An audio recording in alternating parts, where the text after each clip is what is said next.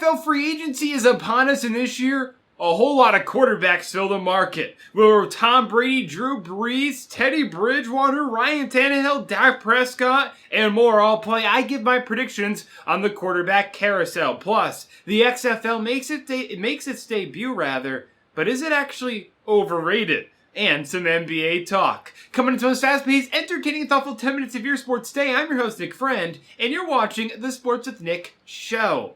Tom Brady is set to become a free agent for the first time in his career, and it is time for my Tom Brady power rankings, if you will. The top 5 teams most likely to land Tom Brady this offseason. And coming in at number 5, the Los Angeles Chargers.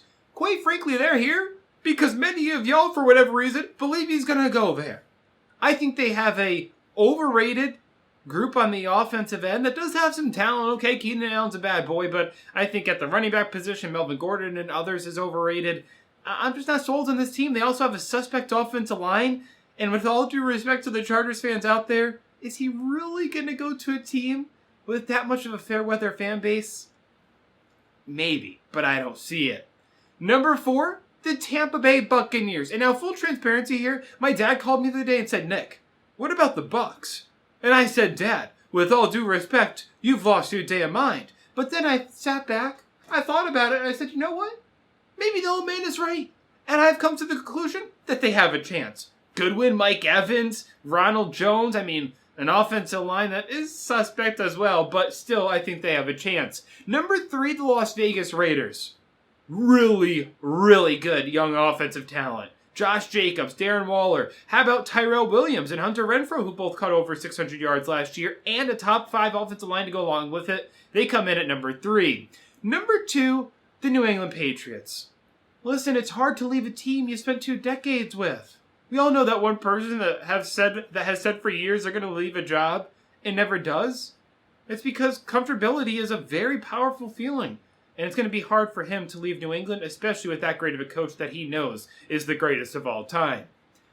And coming in at number 1, the Tennessee Titans. Listen, Titans fans, I think at the end of the day, you're going to be the only 10 that Brady sees. Listen, you have a really, really good young offensive talent. Derrick Henry, who you better keep in free agency. Deion Lewis, a different kind of running back that Tom Brady's familiar with. Mike Vrabel, somebody else Tom Brady's familiar with. A.J. Brown, Corey Davis, young offensive talent, a great offensive line.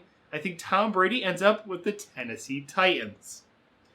Now, you just heard where I think Tom Brady ends up, but there are many other quarterbacks that fill the market. And so, since I do believe that Tom Brady will go to the Tennessee Titans, as you just heard in that last segment, and that that's a really good fit, that leaves the New England Patriots needing a quarterback. And I think Bill Belichick is going to look at the following guy and say, I can work with that. I'm going to sign him. I'm going to take a risk on him. I'm going to also draft a quarterback in the 3rd or 4th round. But I think I can work with this man. And that man is Teddy Bridgewater. Listen, let's remember he went 5-0 as a starter last year under Sean Payton, who had, Bridgewater is 1,300 yards, 9 touchdowns, and 2 interceptions during that time.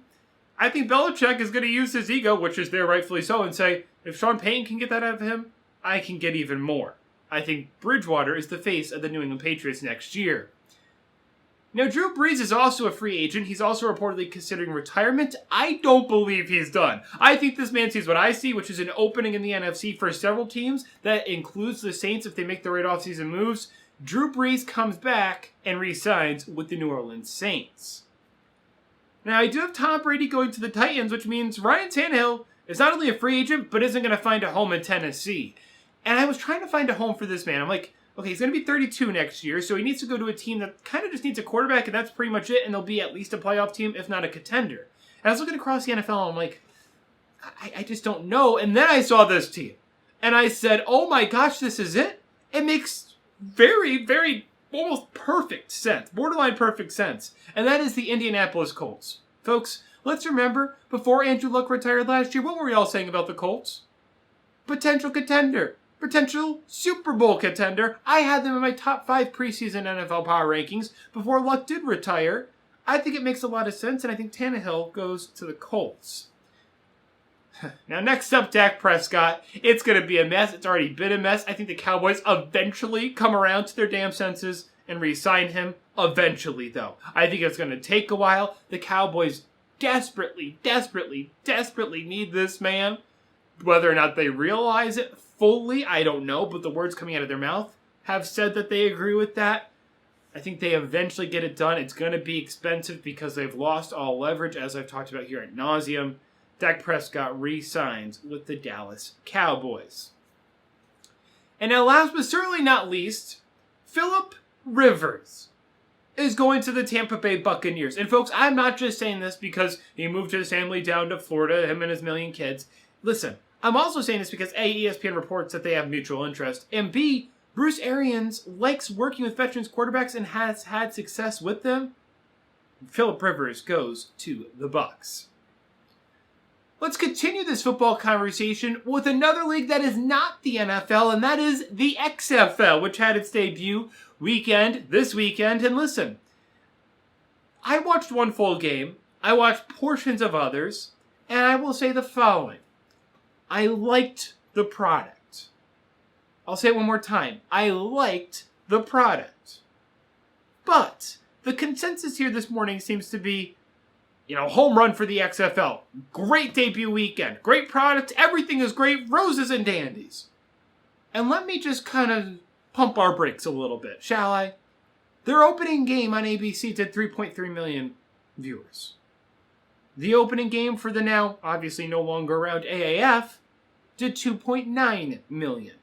The AAF never reached anywhere close to that after that debut performance. Now, I'm fully aware the XFL has a better TV deal. We all get and understand that. But let me also remind you, all these people saying the crowds were good, they're all right. They were decent size. The people who were there who were into it and loud, which is great and a good sign. And it was a good week one. But all I'm saying is, let's not declare victory after week one, because we all know what happened to the AAF. Now, do I think they will get further than that? Yes, it's hard for them not to. But I also think they will get further than that because of the product. The new kickoffs are awesome. The fact that they actually allow us to see how the replay process works and there's full transparency there is awesome.